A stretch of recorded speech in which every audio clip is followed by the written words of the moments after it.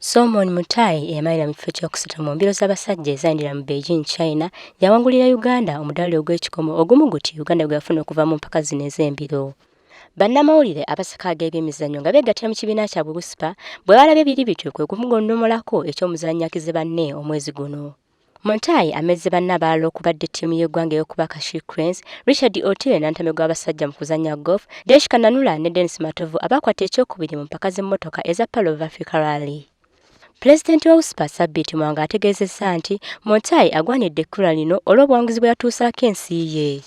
Tulowooza ne bannakenya kubanga zino embiro baaziwamba tubamanyi b'amaanyi nnyo, naye Mutai yadduse yadde teyasinze naye yabadde wakusatu n'awangulira Uganda omudaali ate nga gwe mudaali gwokka Uganda gwe yafunye mu misinde gino, n'olwekyo bannamawulire ne bakiraba nga kya ttendo era kimugwanidde okuweebwa ekirabo kino. Mutai waakutukirwa ku Lwokuna olujja ku kijjulo kya WUSPA ekitegekebwa buli mwezi.